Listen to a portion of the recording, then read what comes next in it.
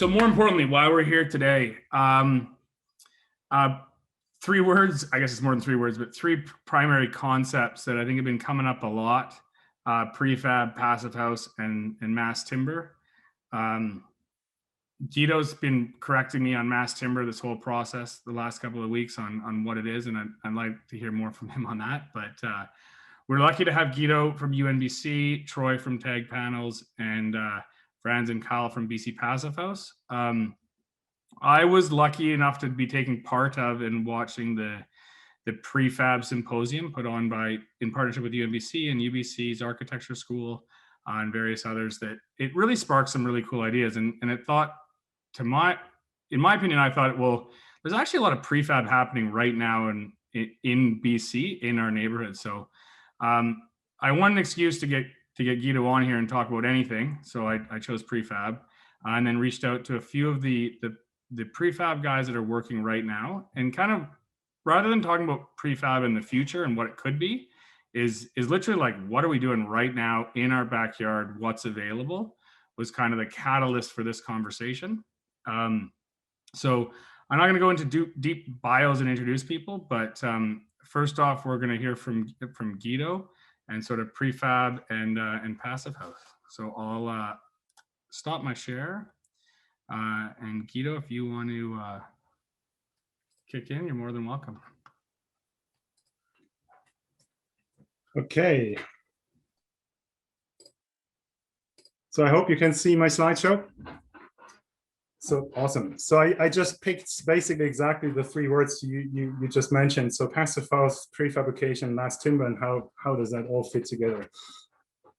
And so let's start with the easiest. I mean, obviously we're talking about the current situation. So why does that not? Oh, okay. So mass timber. Currently we have a slight problem.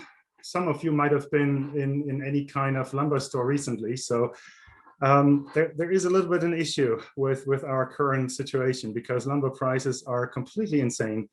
And that obviously hurts the mass timber business, as well as it does hurt the wood construction business in general. So lumber prices are currently at least double or sometimes even triple of what they used to be about a year ago. Having said that, that doesn't mean that mass timber has no chance, but it's just the current situation seems to be a bit outrageous. So where it all began, at least for BC, I just take you back for whatever, 12 years, the Austria House in 2009, and you probably have seen thousands of or many of presentations about it. But I think the really important part is that that was the first time that CLT was introduced into the BC or the Canadian market. The same is true with DLT, and the same is true with passive house. So it was quite an important project in many different ways. This morning I attended a meeting where it's about the Vienna house. I mean, Vienna and Vancouver have this ongoing project where in Vancouver we built the Vienna house, and in Vienna we built the Vancouver house. And so it's an ongoing discussion. What could this particular project actually spark, and what can it add to the current situation or the industry? Well, the Austria House was relatively successful in implementing a whole bunch of different things in that regards. Talking about mass timber, you probably all know the Wood Innovation Design Center, the project on the left that was back then when it was built in 2014, it was finished.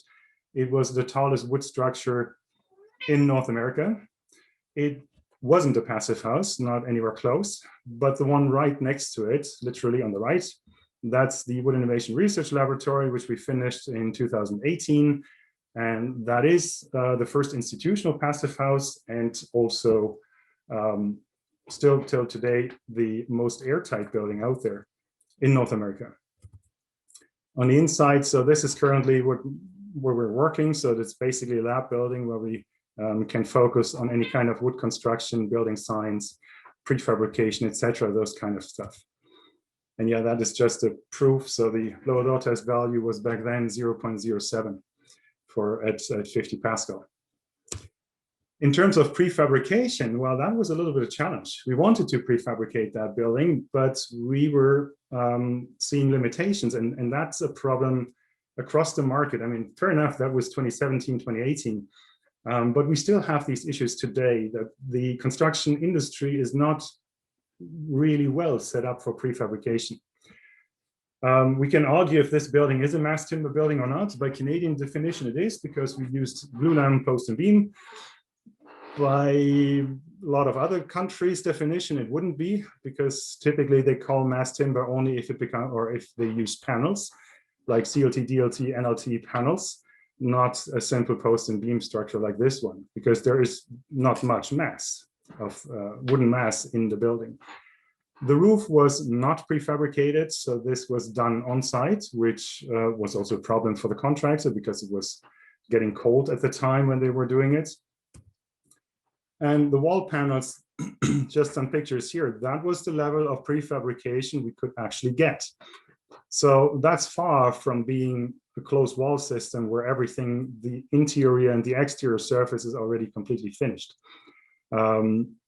So that had to be then insulated later on site, etc. So it's a very simple prefabrication level, if you will. Obviously, our industry could do much more. And then for us, it was an interesting project because we installed a whole bunch of sensors into the cavities before they were closed. But the point I want to make here, when we talk about passive house and prefabrication, we were getting rid of the 2x4s and the 2x6s, and we're entering into much thicker wall assemblies. And this obviously creates some issues because everything becomes bulkier and heavier. We did a study a few years back looking at step codes 5, so not even passive house.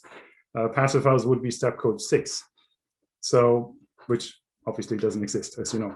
So step code 5, if you want to achieve that in a little bit harsher climate zones in BC, so outside of the lower mainland, you might enter into an increase of mass of your envelope components somewhere about 50, 60, up to 70% or so.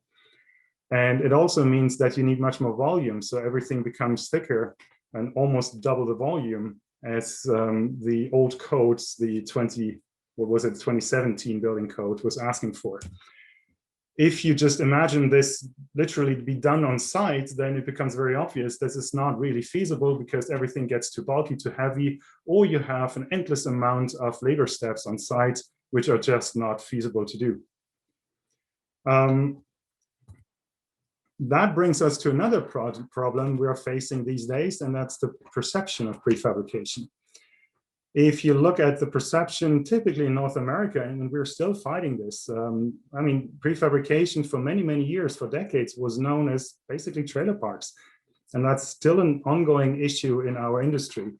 Doesn't matter if you talk to engineers or architects or just to consumers.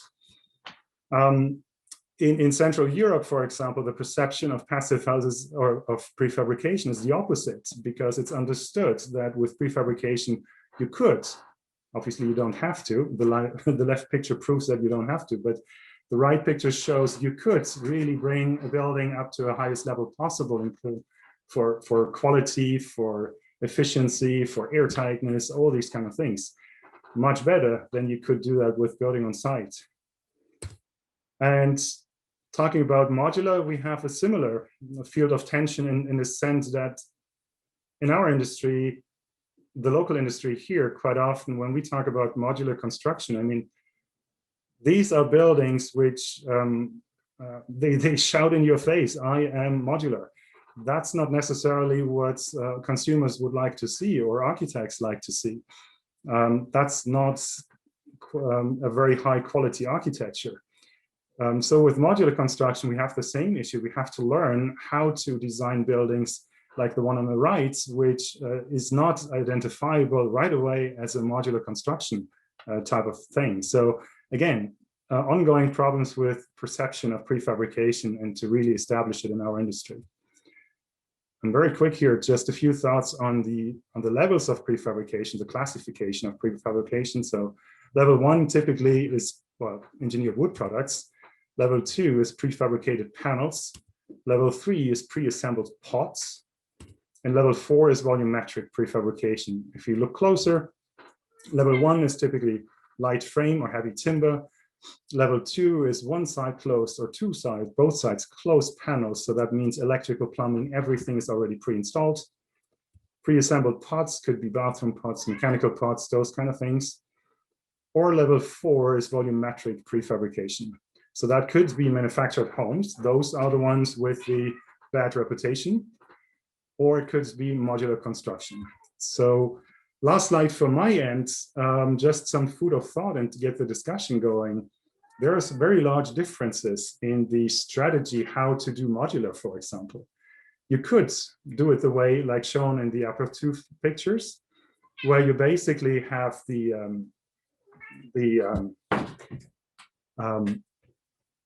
you finish your panels, or you don't finish your panels, you just nail them together, put them into a three-dimensional structure, and then keep on going.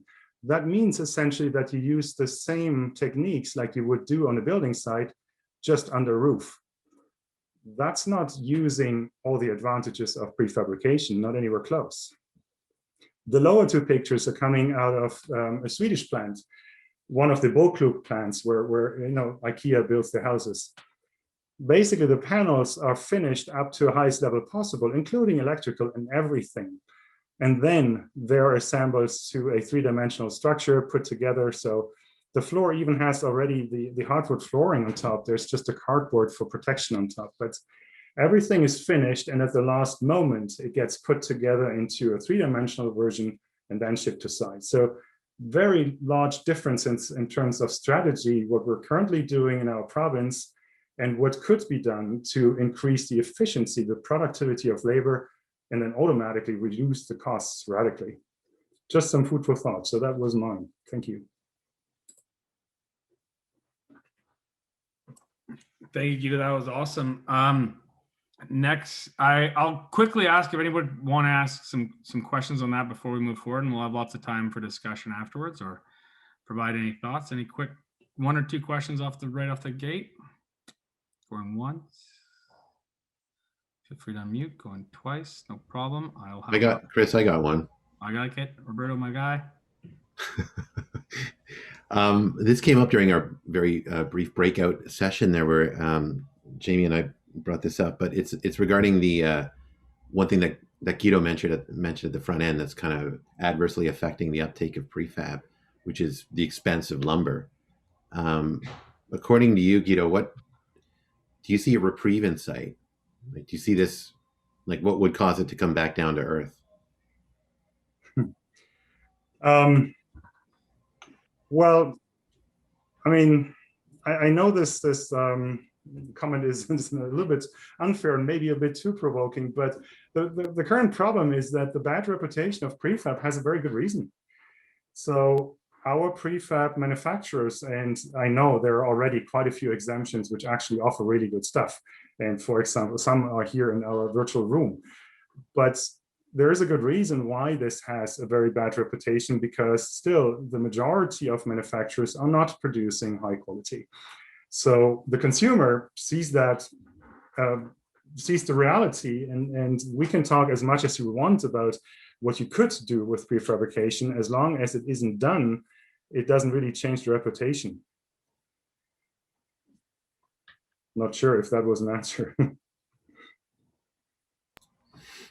It was more, Guido, was more thinking like there's a reputational element to this, but it's more the lumber prices. Like I think you're more closer to the source of, well, you're up north, lumber country. I'm thinking that maybe you've got some insight into whether that aspect of prefab is going to change in the near future, the costliness of lumber.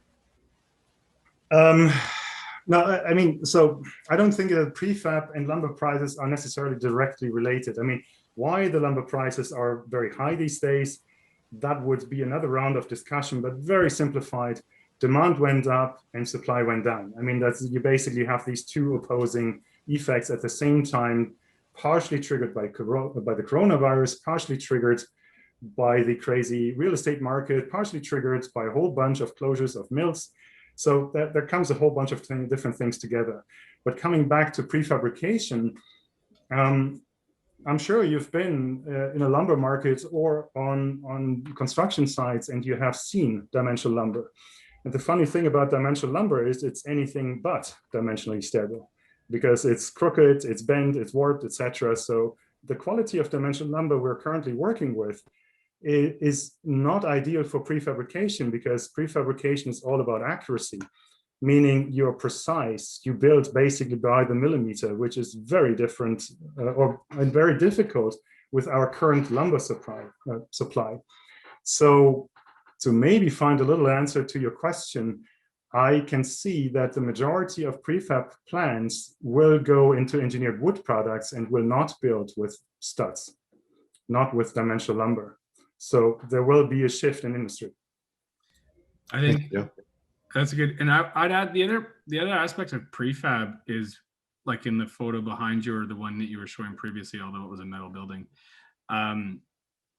It's purely the buying power. As a local builder, we're buying from our local distributors, who are buying from regional distributors that are maybe buying from sawmills, but maybe traders.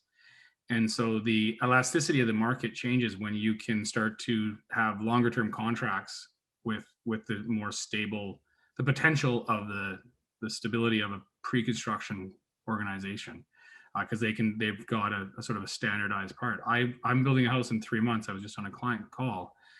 I can't tell them what the price of his building materials are going to be right now. I've called my lumber supplier to try and guarantee that pricing. That's not going to happen. And I can't buy it right now and put it on his front yard.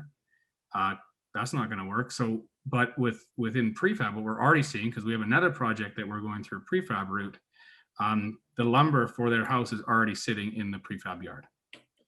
And that's a big difference. And that's going to allow for, as a former lumber broker in a previous career, that's going to change the market a lot. And not having 2x4s delivered to your front yard to assemble a house will change the price of lumber.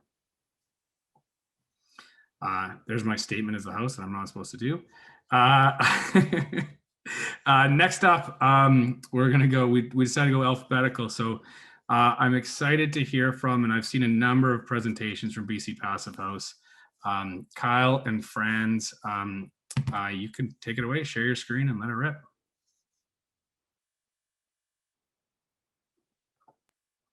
Thanks, Chris.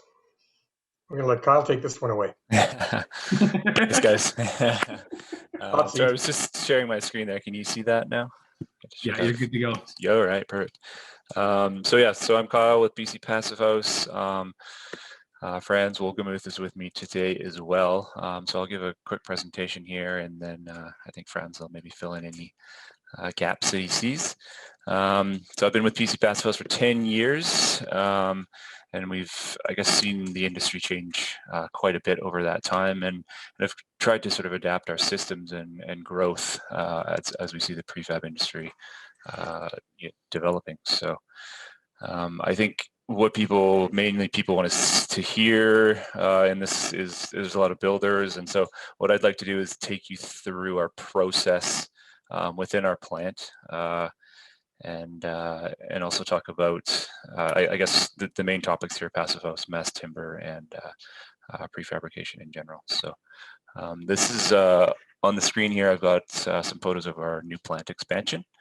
So this we just completed. It's 22,000 square feet of shop floor. Inside we have a Hundager machine. So this is a Hundager K2i. As of right now, it's the biggest one in North America, and we're just commissioning it right now, so we're pretty excited about that.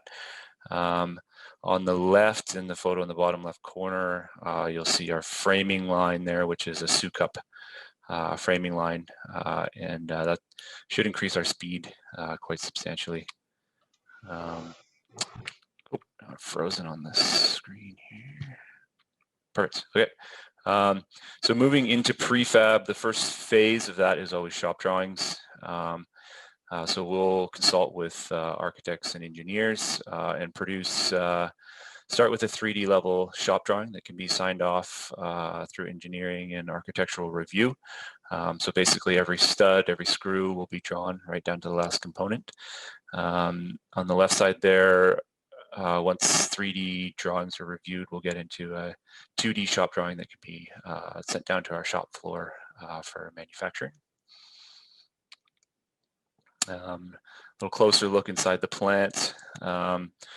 We talked a bit about cost in the previous discussion. I think importantly for us is the one cost item that we maybe can control and improve on is in labor, and with the equipment that we've procured, I think we're quite excited to see what we can do there.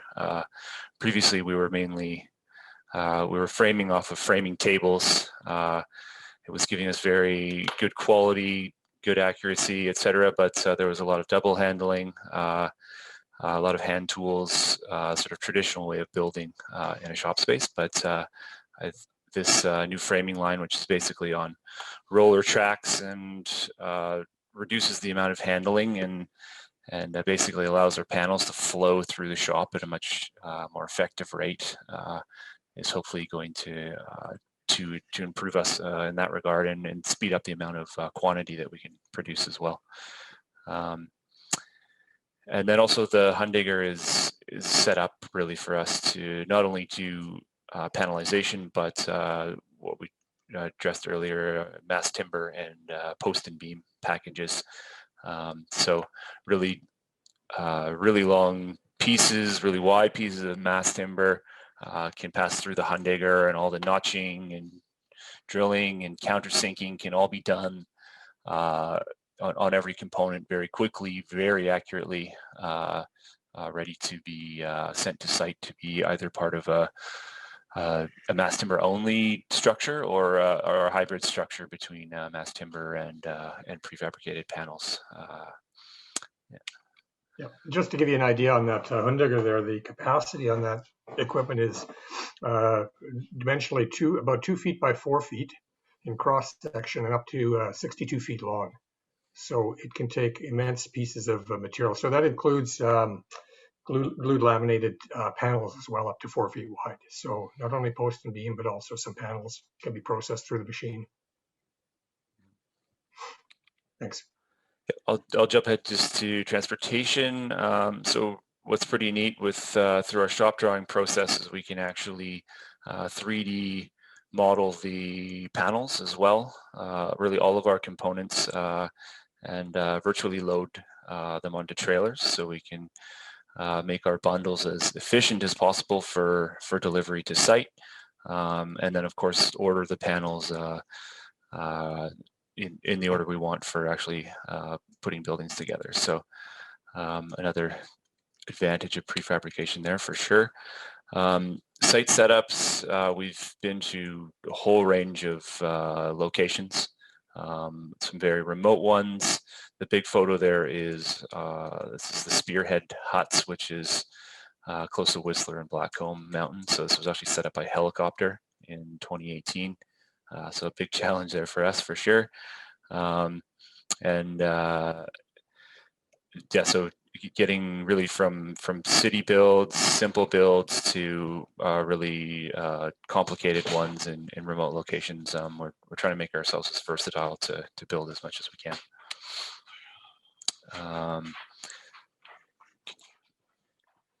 Sorry, I just had someone in our office here. Just moving on to enveloping and air tightness. Prefabrication is ideal for that, especially in terms of reaching your passive house targets or low energy targets. Really, we can detail air barriers, thermal bridges, everything into our prefabricated models. And for us, I mean, you can see in the bottom right corner, that's sort of a typical prefabricated assembly. Our focus is always wood first, so that goes right down to the insulation that we use as well. And then you can see on the top right corner, just an idea of how, I guess, an air tightness system can be modeled and then executed on site. So we're taping up all of our panel joints, or I should say OSB or sheathing joints in the shop, and then as panels get assembled on site, taping up all of the panel joints and achieving really good, generally very good air tightness results in the range of about 0.2 to 0.3 air changes per hour for a regular single family residence. And then also site completion, what we're trying to deliver, for the most part, is an envelope that is the structure, it's insulated, and then it's also waterproof. So ideally, we're coming to site and we are assembling the entire structure of the building and closing it off to the elements. So we'll go as far as adding all of membranes and waterproofing of windows, waterproofing of the roof to our panel system, and then tying those membranes together when we're finished. So that's good product quality control, I guess, for the job, but also ensures quality control for us as a business. Just a few examples of projects. I guess I'd mentioned that word, sort of versatility. What we'd like to do is, as we've expanded our company, is be available for different mass timber markets. So this would be more of a commercial market here. So you can see on the top of the left, this is an NLT roof that we're dropping onto a structure, and then on the right, a prefabricated LVL Briscoe panel system that we're dropping onto a steel structure. So working with hybrid assemblies, I mean, ultimately our goal is all wood, but we're working with the market as it develops. Also, so MERB structures on the right. It's actually a Passive House social. We hosted a Passive House social at this building. I think that's almost a couple of years ago now, but this is a Passive House that was done in Whistler, BC. So it's all light frame panels and 4 stories. On the left is more of a hybrid system of post and beam and panelized that didn't achieve Passive House, but was achieved a low energy target for a remote area in Pavilion, BC. And then Guido was talking about what the sort of what people believe prefab to be in the industry, and a lot of them to them that's sort of a trailer park kind of home. So you can see here that we've done some pretty wild structures to this point. On the top right is a custom home we did in the Sioux Valley. This was all mass timber structure for the walls and roofs. So it was DLT panels with exterior, like a rigid insulation attached to the exterior, and then glulam structure over top of it that picked up the heavy snow loads in that area. So quite an attractive structure, and lots of layers to it for sure. And then a few more sort of let's say not boxes that were built in Whistler that so challenging structures, and yeah, and speaking of the versatility, again, we like to kind of take these challenges on. And then finally, just to comment on life cycle energy, we're always focusing on wood first. And I think that's kind of the next sort of frontier for this Passive House and low energy movement.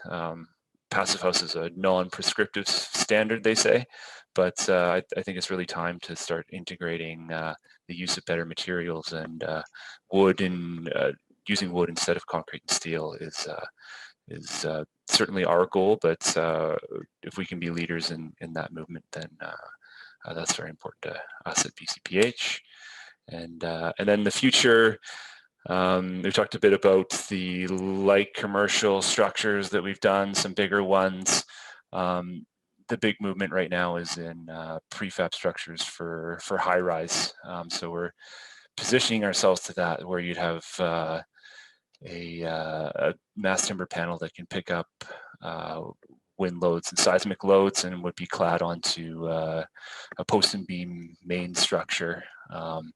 And you can go any number of stories high. So for us, we have that in our target, but also these commercial and industrial structures that are going to be more and more wood first, and we can provide solutions for that. So that's the last slide I have. Franz, do you have any additional thoughts there? No, I think you got most of it covered. I think one thing I just want to highlight is in the photos you had of our plant there, we showed some of the panels being assembled, and what those don't show is that, yeah, these ones exactly, that the stud spacing or the joist spacing there is going to get filled with a cellulose, typically a cellulose blown insulation, densely packed, and then it's clad with the sheathing. And yeah, so in this case, it shows on the bottom right corner there, that shows the insulation within. And in the photo above, with the where it's being taped on the joints, that's the interior sheathing that acts as the air and vapor barrier of the structure. And all the joints are taped to create the airtight seal. And then it allows vapor to diffuse out the exterior of the panel into the rain screen space there. So that comes as a fully enclosed, fully thermal panel that's installed on site. That's I guess it's a sort of a non-traditional structure, but building science is obviously a critical element. So we've developed this one with the intent of it having some with meeting high building science targets for air tightness and vapor diffusion, and definitely that's what we'd want to promote as well, for sure. perfect. Nice, thank you, gentlemen. I'll open up. I think I can probably come up with a couple of questions, but I'll open up real quickly if we do have any questions. I know that there was one asked by Peter about the air crane helicopter, which I think, Franz, you did a good job of answering that one. Roberto asked about hanging panels. Is that on the large buildings, Roberto? It was more that last slide Yeah. that Kyle had up there. Are those, they can be load like bearing on the bottom or hanging panels. I'm not sure what the intent was of that. Interestingly, that first structure I showed you, the Sioux Valley one, that was sort of a prototype of what a higher rise building would be, and that was load bearing at the bottom. But getting into this high rise stuff, the post and beam structure needs to be the principal structure of the building, and then really the panels are there to take on wind load and lateral forces. But the challenge really there with the design and where that development is at right now, trying to get to these all wood high rise buildings, is a system where you're pre-cladding everything. So you're adding your windows and your siding. All of your air tightness is already done, all of your interior finish, and then dropping these panels on. But they also need to be watertight and airtight. So the connection structure that it's hanging off of also needs to move under seismic forces. There's a range of different variables there that is really kind of the I guess sort of the state-of-the-art technology in this sphere that's being developed right now. So I don't think the perfect answer is out there yet, but it's en route. That's good. Thank you. Any other questions quickly? I was going to ask, on these larger buildings, are you running into, or even on the Sioux Valley project, did you run into any weight issues as we're building up, like loading up? I mean, those panels wouldn't have been massive there, but you're definitely getting a capacity where your panel size appears to be really growing significantly. Yeah, I mean, this Sioux Valley one was, they were targeting passive house, but everything about that design was wrong for passive house. So the big curtain wall structure was facing north. It had a poor form factor, and ultimately they kind of reverse designed it to get back to passive house, and we wound up with a 24 inches of insulation attached to the mass timber as the exterior wall structure. So we were only moving like 4 panels or something per truck, which is fine when the house is small. We could still get the whole thing done in 4 or 5 truckloads, but certainly for Vancouver builds where you'll be in a milder climate and ideally, and your form factor and your design needs to work as well. Like your architectural design to achieve passive house is critical to your panel size and how efficiently you can build. That can't be forgotten, because it certainly does get forgotten on a lot of these custom residential builds. So yeah, and it's that battle between, I'm sure there was a lot of reasons to have those windows facing north view is usually the big one. Yep. We see it I see it in Vancouver all the time when the slope's the wrong way and the ocean's the wrong way, and you're paying a lot of money for that view, but you need the windows to the south for passive. So it's an interesting battle. I enjoyed that. Thanks, guys. Next up, Troy from Tag Panels. I'm not going to spend a lot of time. I'll let him introduce himself and his new role to our audience. So Troy, take it away. Thanks, Chris. Let me just share my screen here. Let me get this. I think this should be it. Let me know if you're seeing the right screen there. Yeah. Yeah. So it's so you may know me from my former glory days of E3 Eco Group as the principal of E3 Eco Group, but now I'm in the general manager for Tag Panels. I started March 1st of this year. So I'm not only the new kid at the company, but Tag is also, I guess, the new kid on the block. And for the most part, we're only about 18 months old. We're in about a 10,000 square foot factory versus I think Kyle was saying 22,000 square foot factory. So we're a little smaller than BC Passive House. And so we're working hard to sort of build the business as well. For, again, 18 months versus 10 or 15 years for BC Passive House. Let me just get the slides going here. There you go. So we're a prefabricated sustainable panel company. Again, trying to build for high performance. We are co-founded by an architect, an engineer, and a general contractor from the Whistler area. So the three of them, their initials basically form the word TAG. So David Arnott, Ben Towsey, and Brian Gavin are the founders of Tag Panels. We are building basically a standard stud wall cavity, OSB or plywood taped, low in cellulose. We're also using Noth Airstream as also an insulation alternative. We're finding it's about 70% lighter than cellulose. So that also comes into play when we're doing our roof assemblies as well. So we're finding it actually, in some respects, is better for off-gas and chemicals. We're looking at using that more consistently in the future. Wood fiber insulation, we're using the Gutex 22 millimeter, and we can move that up to 44 and 66 if required, if requested. Also using the high performance weather resistant barrier, so we're using the Mento product from 475.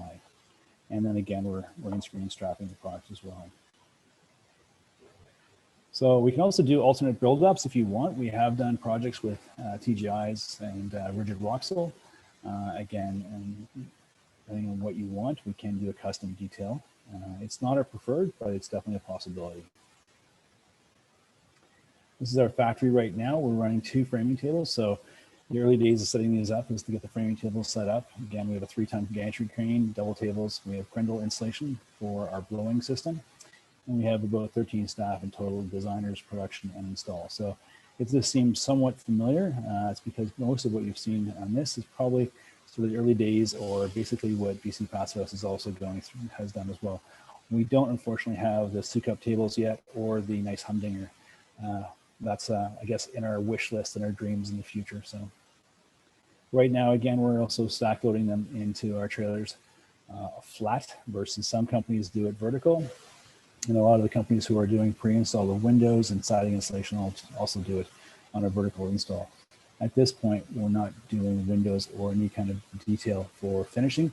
Our real finish detail is basically a sealed air barrier passive house, step 3, step 4 fabricated panel. So when we arrive on site, which will be the next few slides, we can assemble the building just as BC Passive House is doing into basically a enclosure.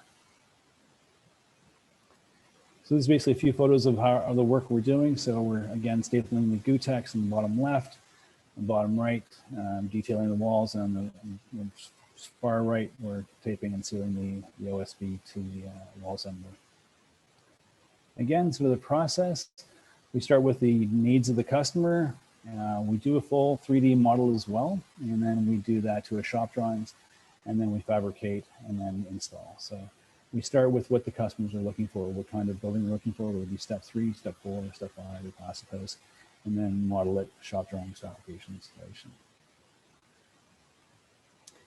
Materials, again, wood fiber, we try to stay with wood, and we're also very conscious, and our mission is to be sort of carbon negative. Our goal is to basically reduce their carbon footprint and use the wood as a carbon sink.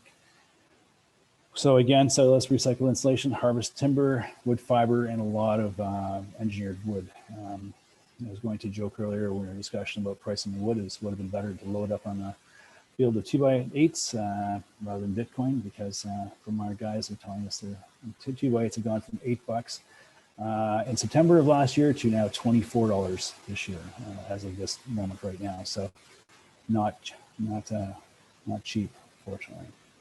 Again, we're looking at the best materials in the market, what we can do for dense packed cellulose. We'll have an experimented with denim, but definitely not using any kind of extruded polystyrene or closed cell insulation or any of that detail. Again, our air barrier, we're using, again, wood fiber, high performance exterior materials, and again, taped OSB.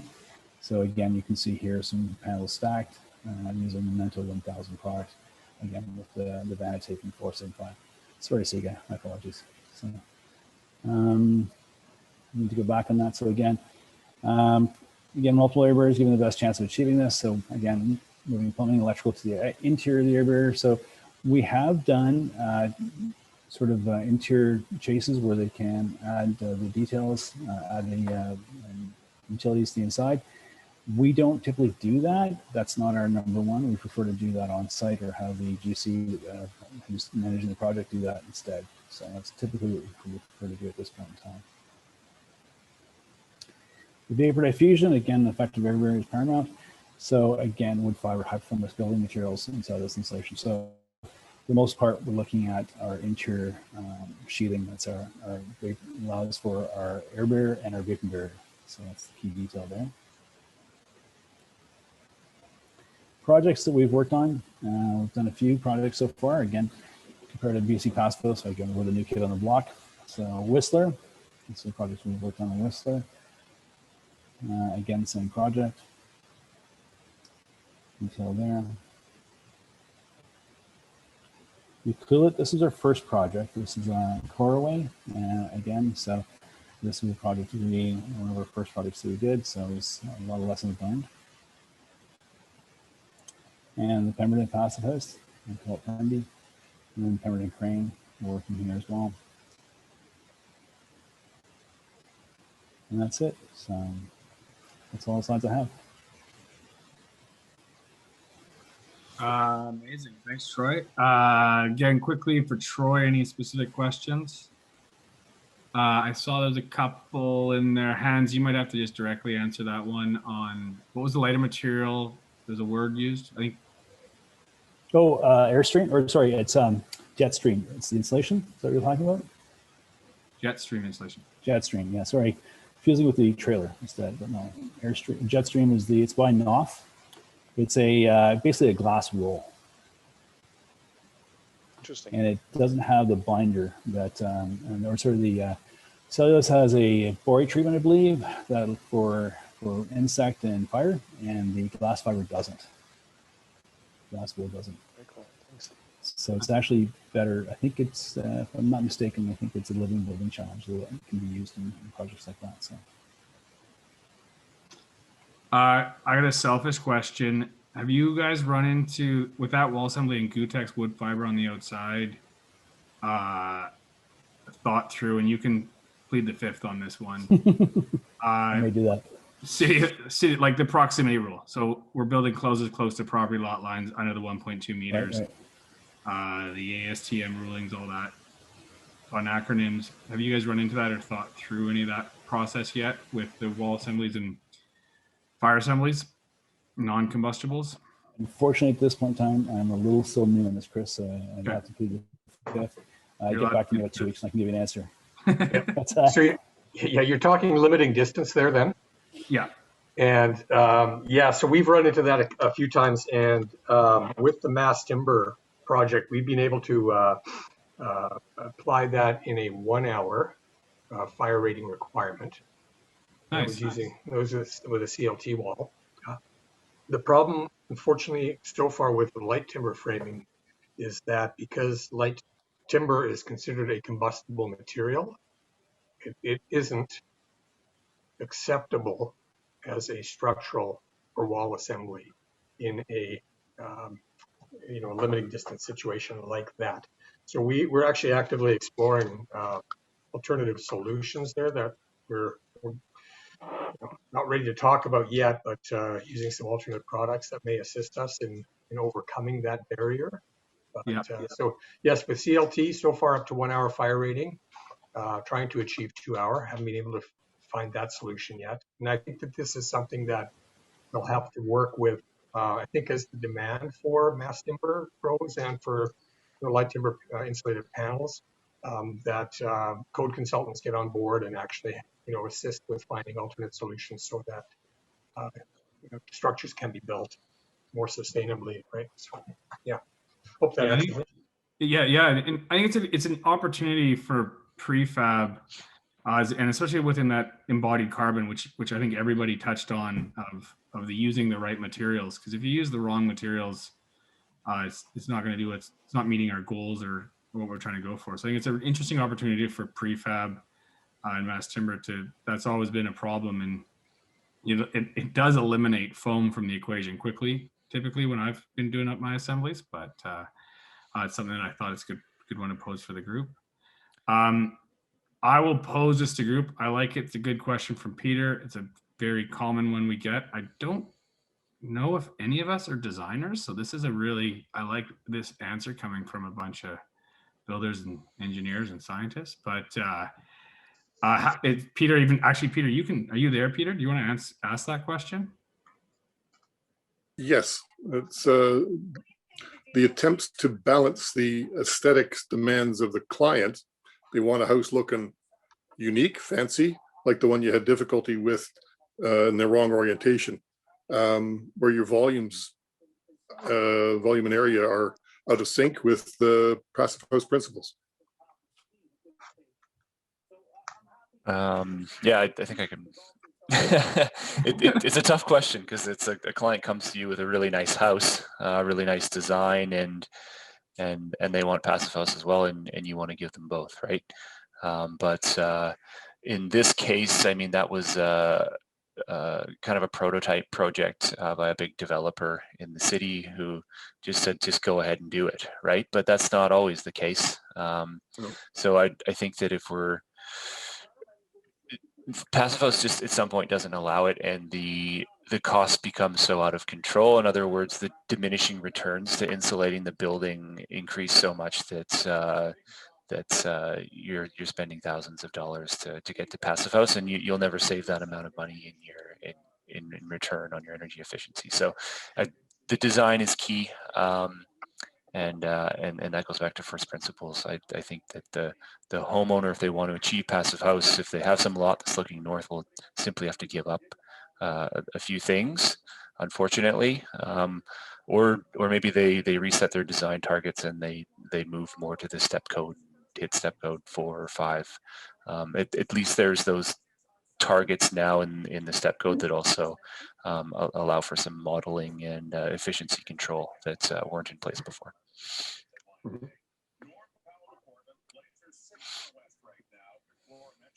Anybody else? Well, I mean, I can add to that, but I think Guido or Troy, you want to stab at passive principles in design?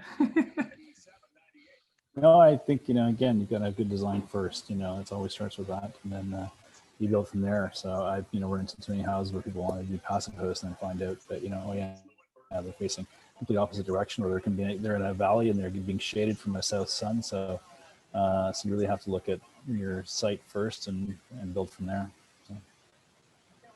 So. I mean, that's what I was going to add to too. In Vancouver, I live on the North Shore, and the North Shore has a nice aspect and the view's the right way. And so I think it's fortunate there. And we're starting to see more and more of the people searching out lots for that. And I think the awareness of passive house is changing as well. We're lucky to have clients that are starting to look for lots that can work and improve that aspect. And I think the conversation around form factor is changing too. That was always a really hard one early on within the sticking point of form factor and getting that simple shape. But I think it's starting to become in fashion to have that simple form factor, that really simple barn Scandinavian look house that really complements the passive house principles. is there. And I think we're also starting to see a turning point in design. If you look at, even in BC, the number of Passos projects, and you look at the early ones, albeit the one that Guido showed, I think is probably one of the highest level of designs in the Austrian house. But a lot of the early houses that were built within our municipalities were pretty basic boxes, not too high level design. The level of design that's coming out of our architects and our industries locally now is starting to be really push the envelope and still meeting certification or near certification levels, which is starting to happen. And that's changing the market. People are noticing that. There's a project that I've seen the plans for that has a hot tub on top of a passive house with a glass bottom. So if you can do that, there's a lot of opportunity. I think there's an endless budget on that project, but it still shows what's possible. Or get the cat door for $2,000. Cat doors, or you get the cat door. I think it was $4,000, wasn't it? It was 4,000. Oh yeah, no, it was up there. It was up there. Hans, if you're there, you just let that question. That's a good question you got there. Yeah, I'm here. Your second question, and you have to answer the Ontario builders. You're our Ontario rep. Any good Ontario builders that you can shout out? That I can shout out to Ontario builders? Yeah. Well, Harvey's not here, but he'd ask the dollar question. Yeah. He would ask how much does it cost per square foot? I do actually want to quickly mention something in regards to that question that was asked by Hans. So because everything is created and modeled beforehand, and that modeling is then used to create the shop drawings, which actually become a signed off, structural element, we are able to provide the insulated assembly. And also with our system, I believe with tag system there, we're typically building a service wall on the inside for all of your electrical and plumbing, which can then be inspected by those authorities. So yeah, we're able to do the fully insulated closed panel system there, and we monitor it. Not only do we have the shop drawings, but we have a video system so we can take images while it's being produced. And it varies with municipalities. So really it's about developing sort of a relationship, I guess, for us, and developing a level of comfort with certain municipalities. So whenever we've ventured into new ones, sort of beyond Vancouver suburbs, that kind of thing, the questions get asked. They're very rigid about enveloping, and they should be, but they want to know how it's being built if they can't see it. So we do have to have that level of certainty and sign off from the engineer that the shop drawings have been reviewed, and then also on the production level that the building has been framed and insulated the way that we said it would be. Yeah, we're in the same boat. We're basically photographing the project as it goes along, so we have documentation for the entire building assembly for review and sign off.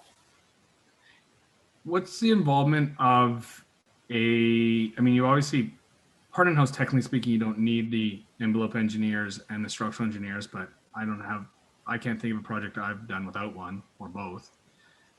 What level are you guys getting involved with them? Are they the ones seeing the pictures, or is it going straight to the inspectors? Is it? For most of our projects, we definitely have envelope engineers, but technically speaking, they're not required unless certain municipalities. Yeah, for residential, they're not required. So typically, the engineer would take on the structural sign-off, project engineer. Yeah. And then also for ensuring insulation, and we get an engineer to do that as well.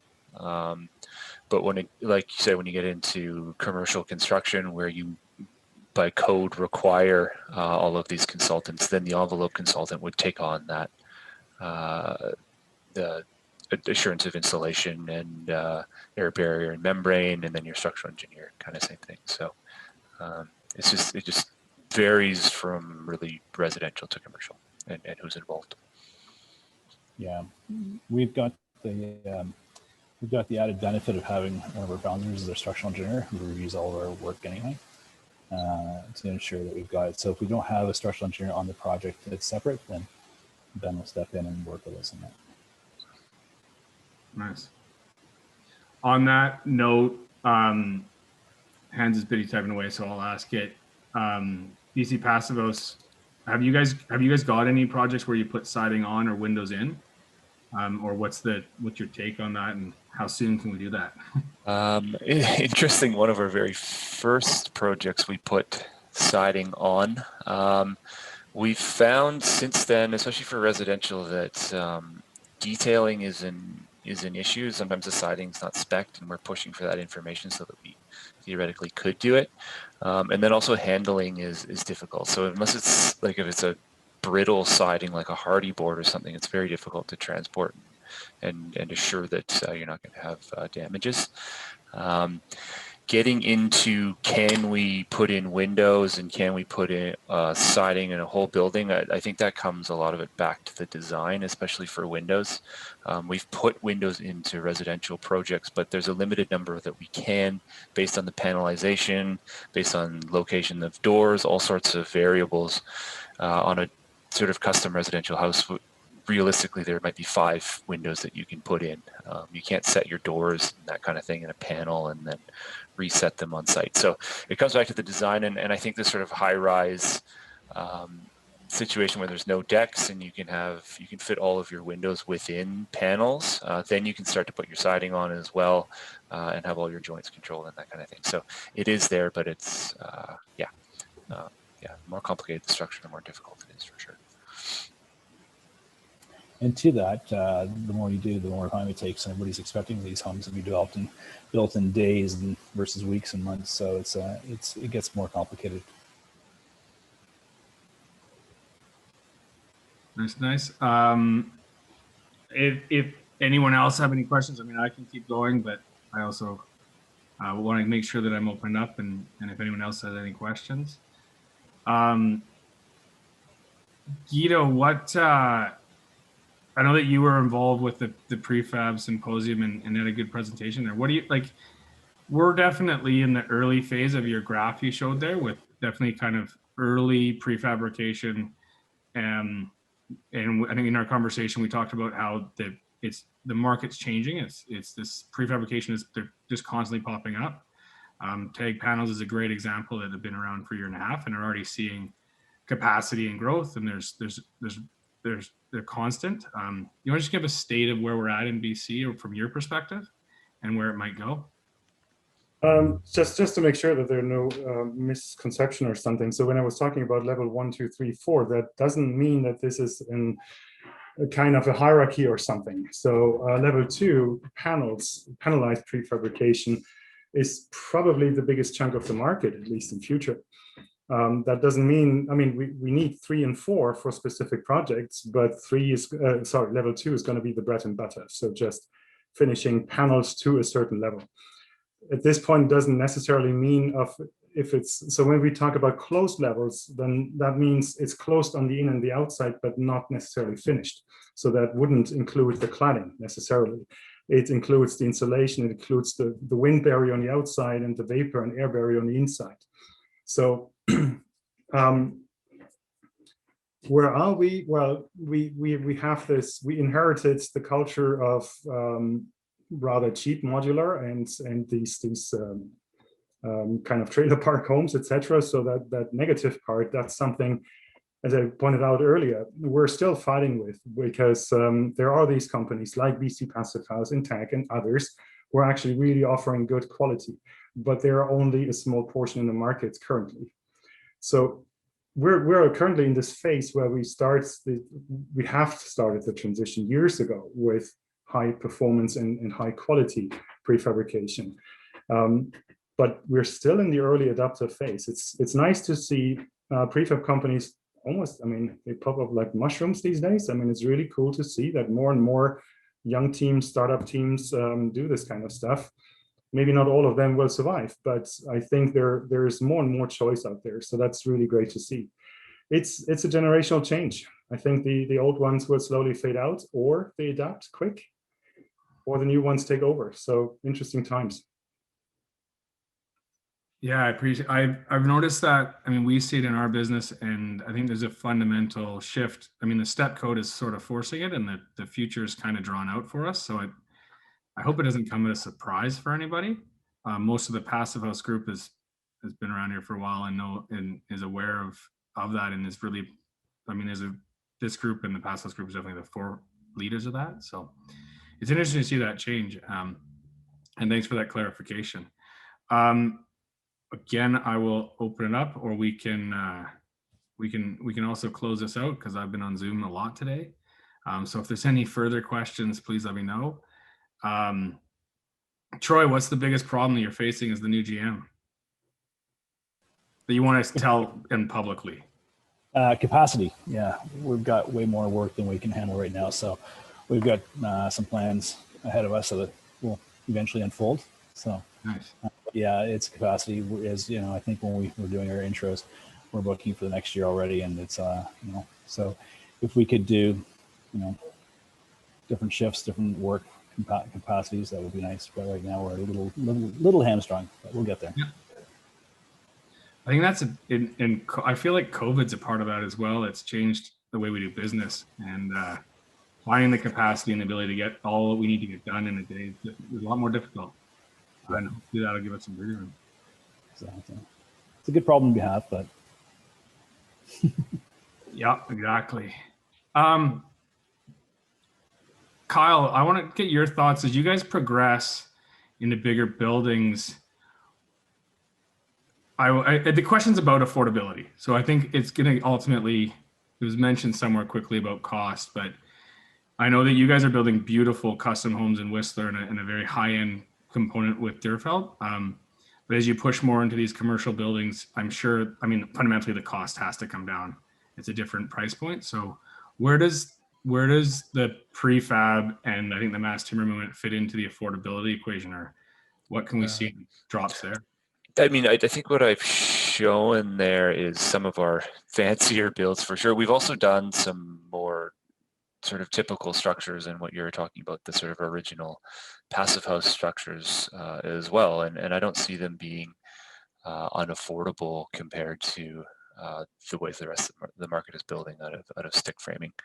But certainly there is, we're talking about the price of wood and mass timber and larger buildings and that going forward. That's and the forces that are driving those prices. It's an interesting time right now because it's like this perfect storm of sort of realizing that prefab is available. Everybody wants to build, but then prices are going up too. So I'm interested to see how it develops. It would be great if that cost for timber could go down, because ultimately the market is set up for kind of a timber takeover, as so to speak, of in terms of concrete and steel. But we've got these index prices that we're dealing with that are maybe holding us back a little bit. Yeah, I couldn't agree more. Roberto and I were in a meeting setting up for the ZEBEX decarb lunch tomorrow, and we were talking about prefab panels and the prices, and they, within a year, it swung from, just rough numbers, but it was about a $20 a square foot for a prefab kind of 2x6 multifamily wall, and pricing it today would be about $40. So that's a doubling in under a year that they're let's not forget, this is only about wood construction, right? Or generally about wood construction, not necessarily about prefab, because the prefab folks are a bit more efficient in the use of materials. So probably their price increase is less than for the folks who are framing on site, because they produce much more garbage on site. So there will be many more 2x4, 2x6 cut into pieces on site and not be used. So it's really about the price of wood and not necessarily prefab. Yeah, that's a great point. It's fundamentally going to be felt across all aspects, and I think the concern that I was on the conversation we were having was the builder that on that, it's Bold Construction, was mentioning that it's getting dangerously close to the price of concrete and steel, whereas wood was fundamentally less, and that's what they were really worried about. But I think also we're truly going to see a bump in concrete and steel prices because the whole global supply chain is being rattled a little bit right now. But I think that the wood price increase does, as you've said, does fundamentally support prefab and the potential there. Less waste, more control, buying power, all those aspects really play in well versus delivering truckload of 2x4s to cut up with skill saws on the front of someone's lawn. Yeah, I was going to say that the optimization factor is huge. So there's a lot of time in the prefab that is spent before. In fact, the majority of the time is spent with the design of the structure. And of course, with a lot of the higher end homes we've done, they're very intricate buildings that require a lot of design process in them.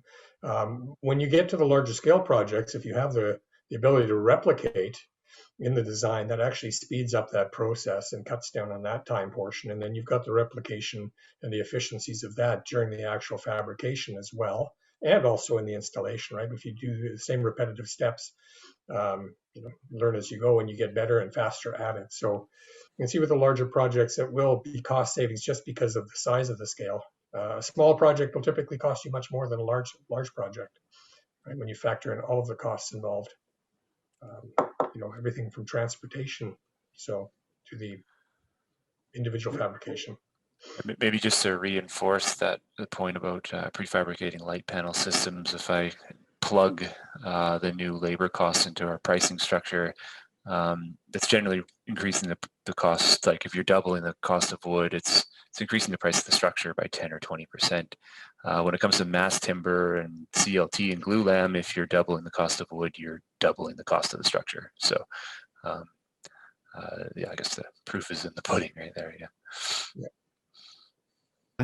Chris, I had a question for Guido, actually, based on Guido's intimate knowledge of the European prefab sector. There's got to be parallels between where we are now and where the Europeans were at, I don't know, 10, 20 years ago.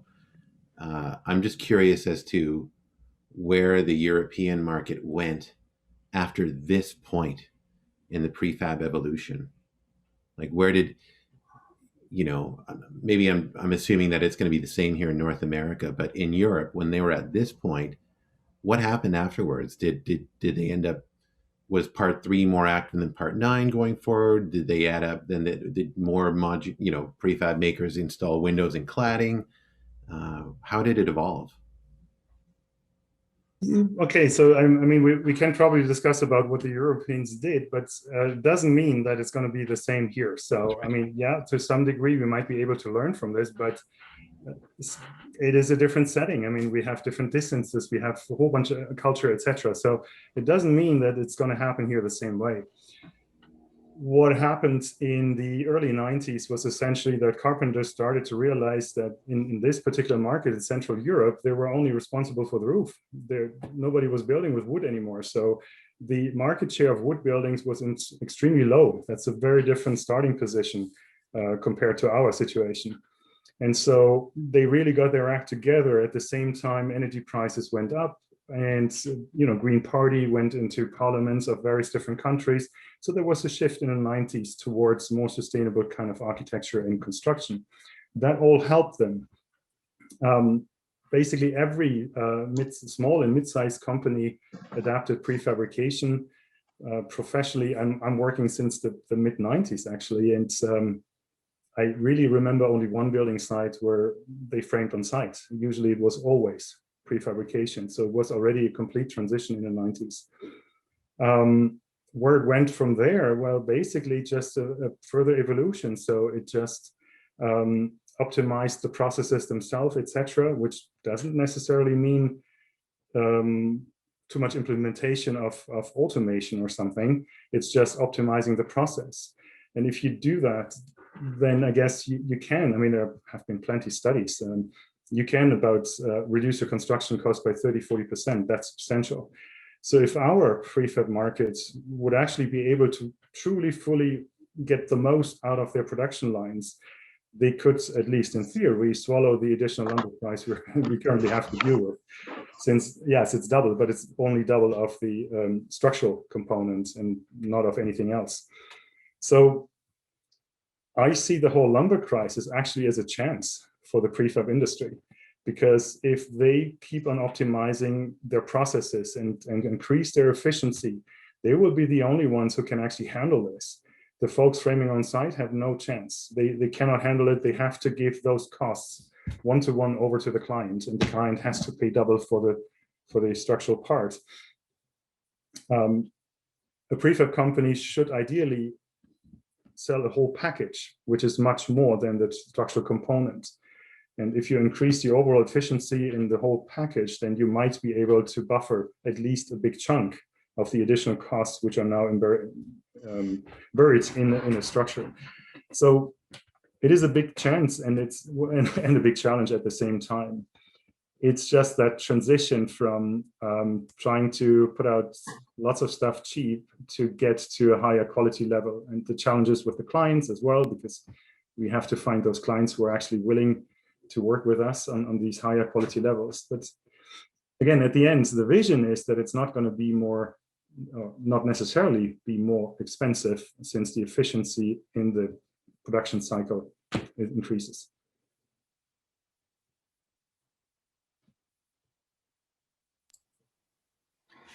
That was a good answer. Thanks, Guido. That was a very good answer. I appreciate that. That was worth the price of entry. That was free, but that was good. Anything, I mean, we can keep going, but I'm happy to take off if there's any other further questions.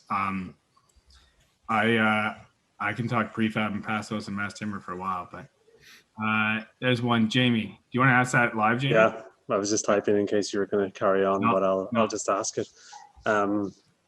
So we're an architecture firm in Vancouver. We actually had Guido on the call this morning about the Vienna House in Vancouver, but just generally, there's obviously, we're hoping for an increase in public spending on housing projects, hopefully sort of mid-rise, you know, close to transit, relatively dense projects and so on.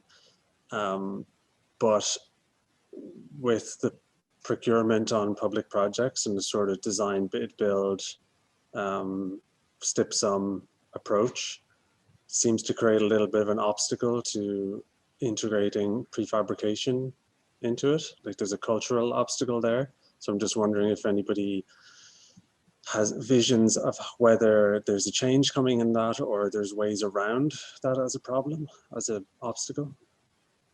I go first, just trying to with a short and simple answer.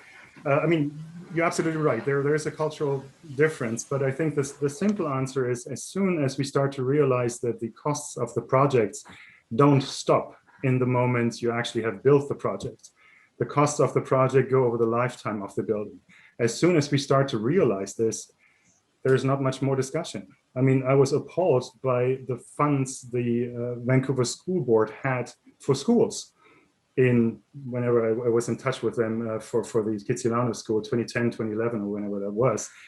And they openly admitted that, yeah, no, the operational funds, that's a very different pot of money. So we can't touch that. As long as you separate those two things, you will always struggle. The motivation is to build cheap, some literally dirt cheap stuff. And then the guys who have to operate it have to deal with this. So that's basically also where BIM kicks in. As long as you don't care about the maintenance and future renovations in 30 years, yeah, probably you don't need BIM. BIM really makes sense if you factor in the entire lifetime of a building. Then it really starts to make sense. And that's the same with passive house, right? Of course, the initial investment is higher.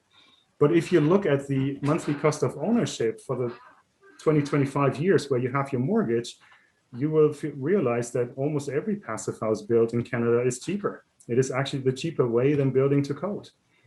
So it's really just a financial method or a financial calculation if you stop at the initial investment or if you keep on going for the lifetime of the building. Yeah, I think we have a little, speaking from the architect's perspective, we have a little bit of a hard time with the level, trying to push prefabrication at the moment while managing risk, you know, by trying to tread a pretty narrow path of, you know, wall systems that can be bid on by, you know, maximum number of bidders for competition and so on. And so we have a little bit of a hurdle to get over with our own sort of adoption of panelization and how to deliver, you know, I mean, value is does the value come from maximum number of bidders or by having an extremely efficient delivery process? That's the cultural issue that it's hard to get around. Public money comes with a lot of rules about this. But I think if you want to build a thicker wall, and I mean, it doesn't really matter which passive house project, and Vancouver is mild, but generally you need a thicker wall, right? I mean, that's what's going to happen. So if you add all these additional materials and labor steps on site, it's a very simple equation. That's getting expensive. For Kyle or for Troy, for this matter, in their facility, it almost doesn't really matter. The steps of labor are virtually the same. It doesn't matter how much insulation or how thick the wall is. It's not really much more work. So that's where prefabrication becomes really cost efficient, and eventually construction on site cannot compete.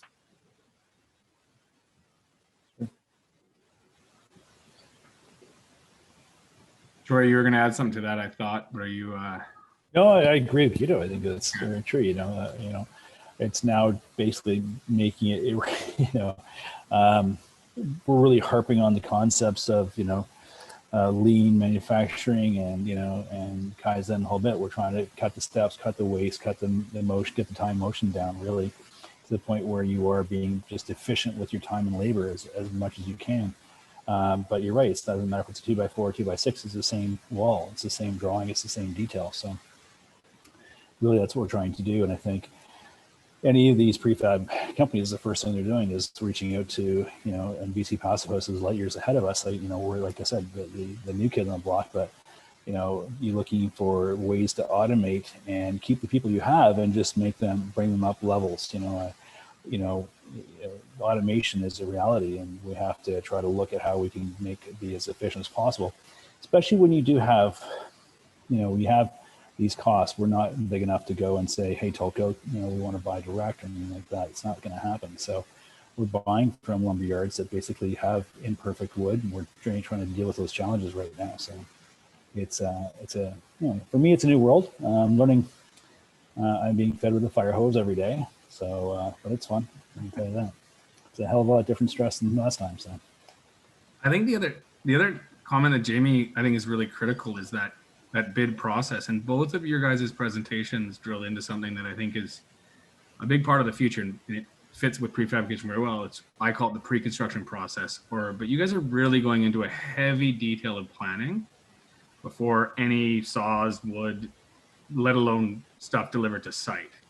And in that bid build or design bid build process, that pre-construction value is very hard to define in that competitive environment, and the value extrapolated is harder to define. It's easier on a one-to-one relationship, or the natural, like in residential construction in a design build scenario where you've got a bit more control. But it's an interesting aspect that is critical in that process.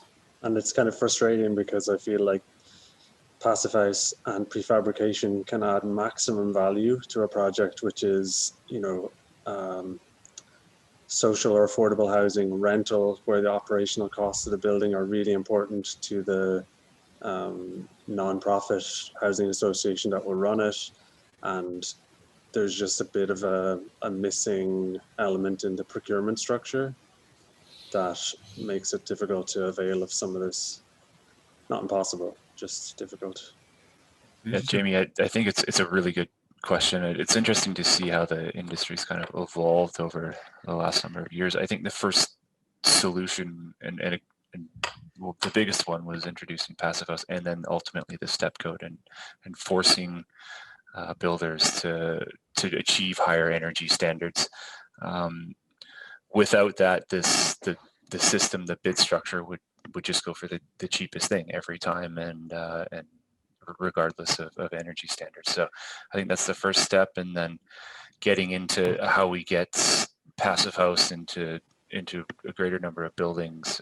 Certainly we're trying to work with the design team as early as possible, and developing relationships with architects and engineers, potential clients who have that insight to begin with, want to get us involved at the start so we can assist with the design and tailor it to a prefab system.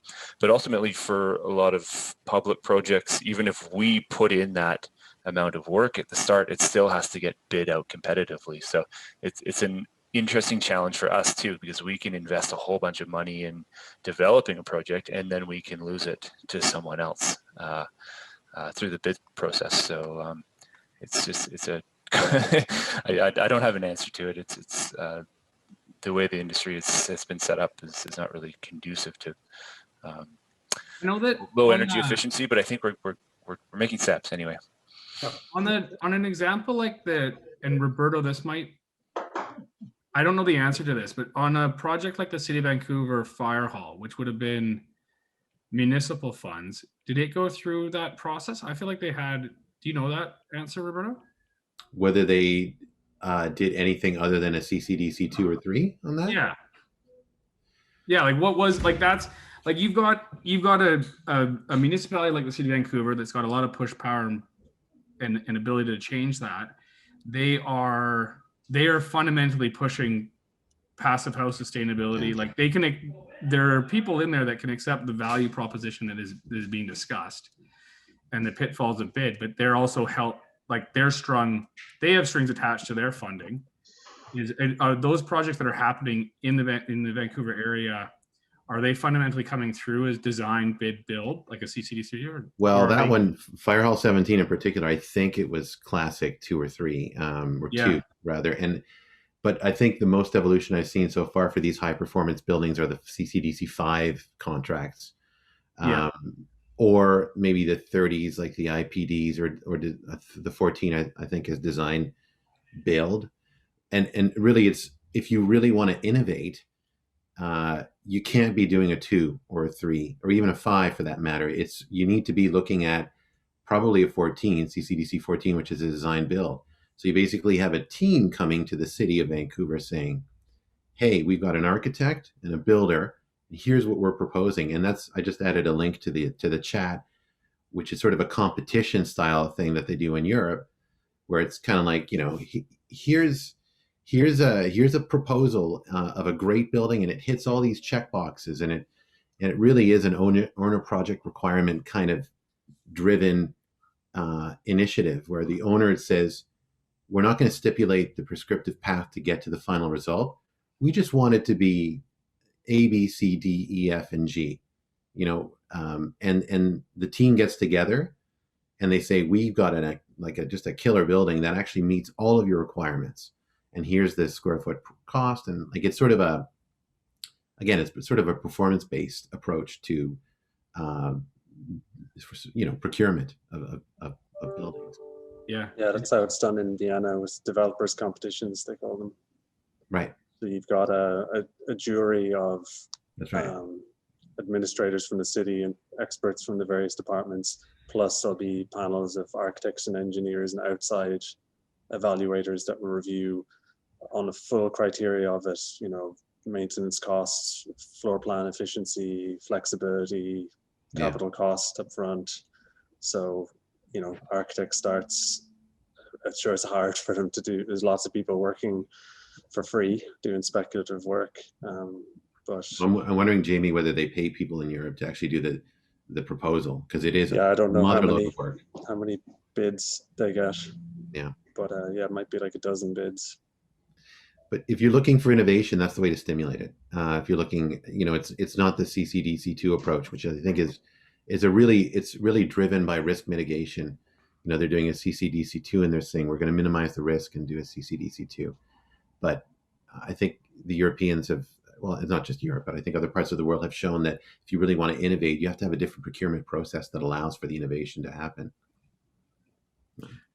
Jamie, on those projects you're talking about, are they coming down? Are they define contracts? A lot of those government ones that I've seen are definitely, they're only going to work within those certain parameters of the CCDC and usually those low numbers. Is that correct, or am I making that up? Yeah, I think when the funding is coming from BC Housing, it's provincial money, then it might be a little bit different to doing a project for the city only. Yeah. So that might be different. I don't know what the city procurement is for civic projects that are on their own land and they're the client. Yeah.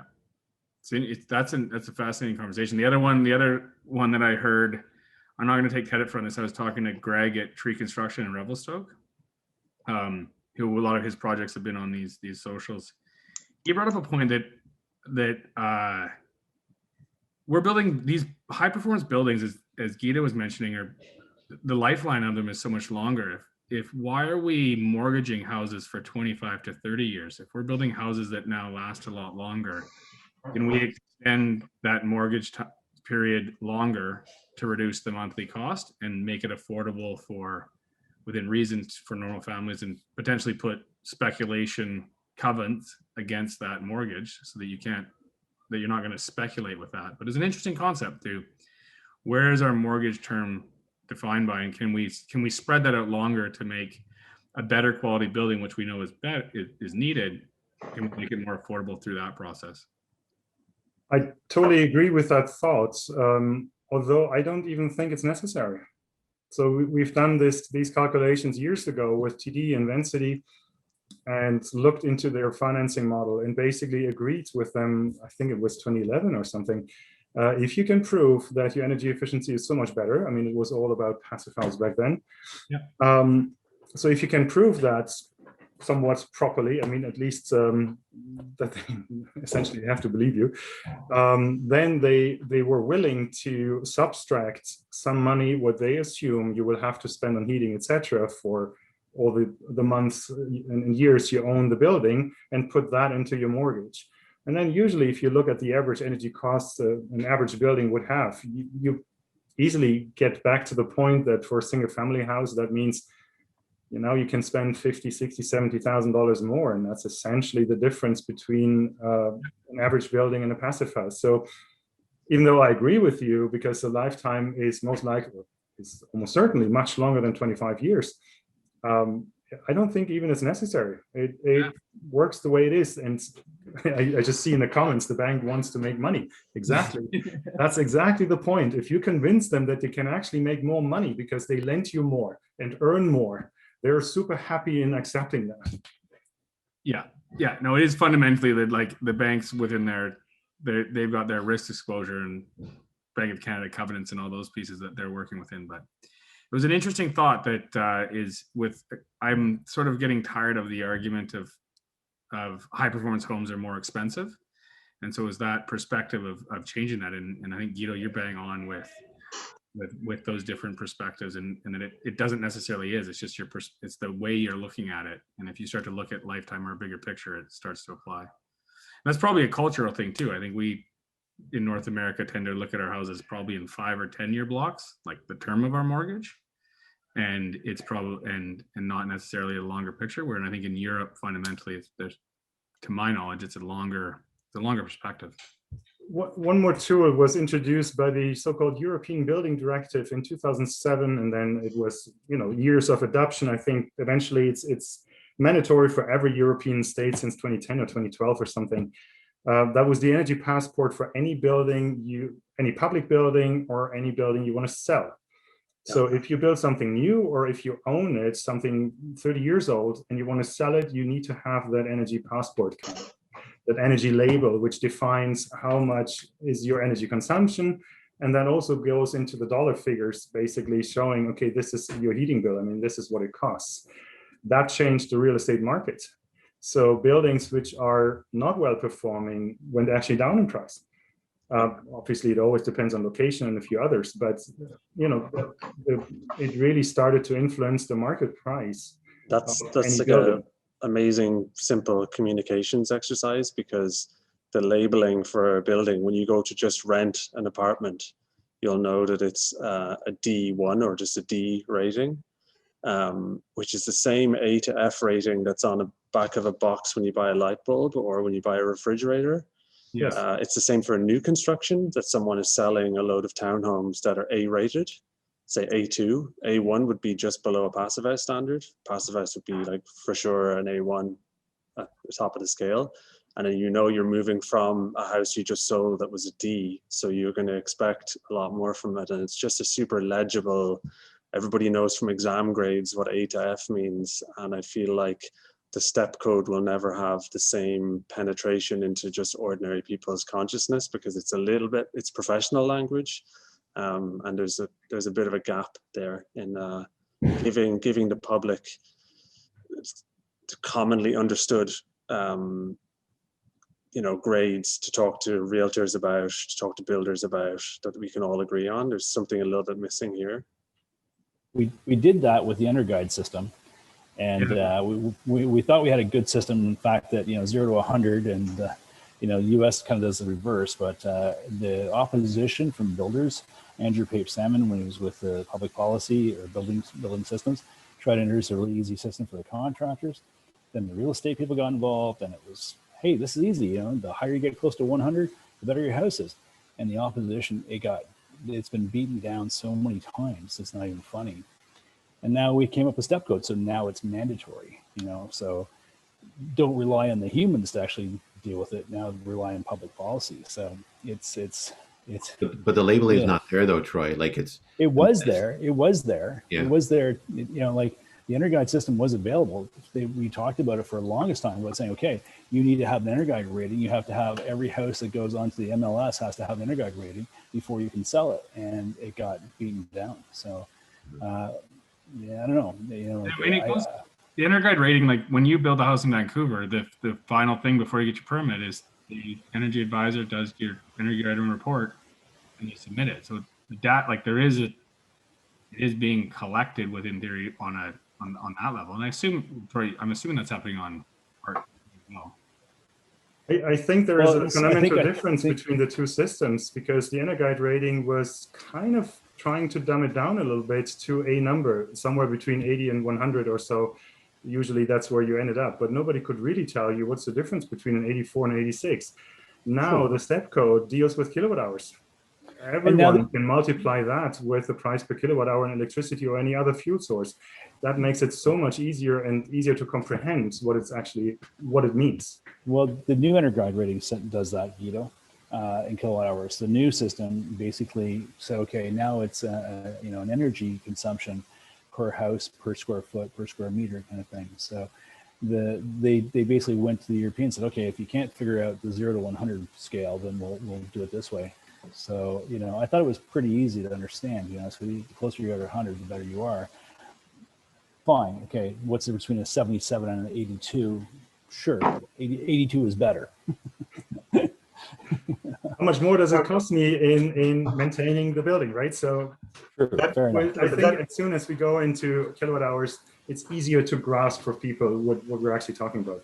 I think the other one that is coming, and the Supreme Court ruling today, that I didn't even read it yet, but is this like carbon tax. So the efficiency of your building, if you're below 80, you're going to have a tax coming for you. And if you're above, like whatever that number is, I made that up, obviously. Yeah. But we're in the near future looking at carbon taxes.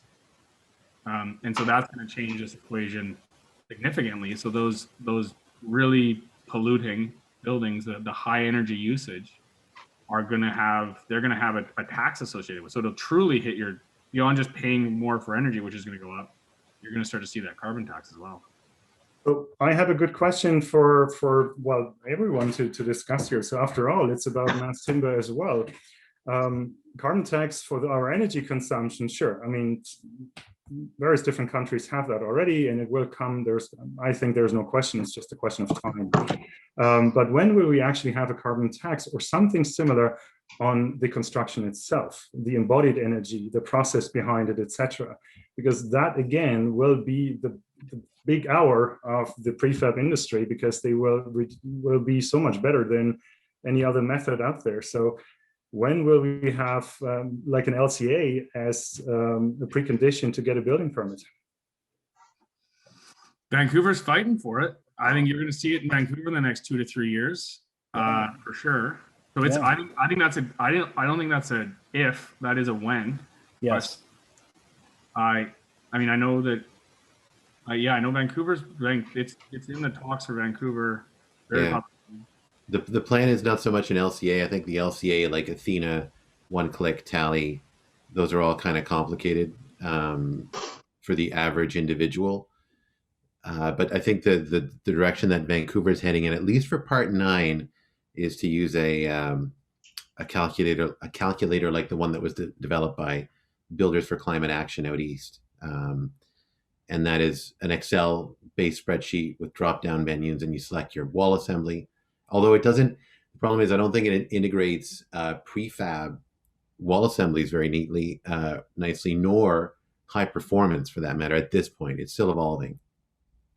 And like always, the devil is in the details, right? So it really depends on what type of insulation you use. It depends on, is it prefabricated, is it not? Or, you know, those have actually substantial impact. It seems at the surface like, oh, okay, that doesn't matter, it's a wood building.